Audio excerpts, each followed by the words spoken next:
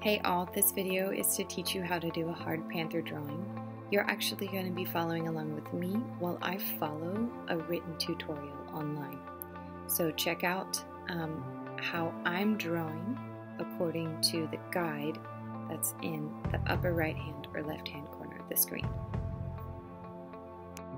Alright, so the Panther tutorial starts out with us drawing some basic shapes. The basic shapes are there to help you know what proportion your panther should have, where to lay out the shapes on the paper, so that's space, how to take up the space, and the relationship that the shapes have to one another, like where they are on the paper.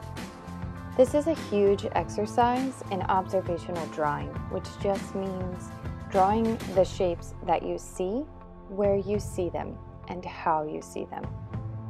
Okay, now I have to apologize in advance for the quality of this video. It's very poor, but hopefully you can still follow along with me. Looking up at the right hand corner, you can see the shapes that I am trying to get onto my paper too. We're starting out with just the red lines, which is the outline of the panther's face. So watch me as I get those lines over top of the circles in the same relationship. That's really the hardest part. Okay, now moving on to some of the details of the face. You can see I'm adding the cheek, the nose. We're going to get some whiskers in there in just a second. The nose crinkles, and then onto the eyes. Now I realized that the lines I had drawn where the eyes should be were in the wrong place. So I made them a little bit lower and used those lines to keep my eyes in the right proportion. What you can't see me doing on the screen is that my eyes are going back and forth between my paper and the picture on the computer screen that I'm looking at to see if my lines are in the same relationship, which just means like, is this one as high as it should be? Is this as low as it should be? Does the tooth come down far enough? Do I have the same amount of teeth? So my eyes are doing the measurement and my hands are just following through. With the way that this video is working, you probably can't follow along step by step with me, but you can see how I'm approaching this project, and hopefully you can use that same mentality in those steps when you draw yours. At this point, I decide to erase my guidelines in the front because I don't need them anymore and they're just kind of distracting me and getting in the way. So, erasing the guidelines, moving on to drawing the lines for the back half of the panther. The whole time I'm doing this, I'm just trying to measure if my lines are in about the same place as the lines on the tutorial sheet. They're not going to be exactly the same, but if the shape is close to the same, then it's going to look all right.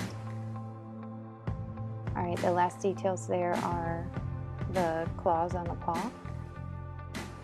And my panther is done. Just a couple of extra details there. Your panther's probably not going to look exactly like mine because you're going to see things slightly different than I do. We're going over all the lines now in a thin Sharpie just to bring out some contrast before I do any coloring. And this is the part where you take a step back and look at your piece and say, does this make sense? Do these lines look right? Because if not, this is the time to fix them. All right, adding some color.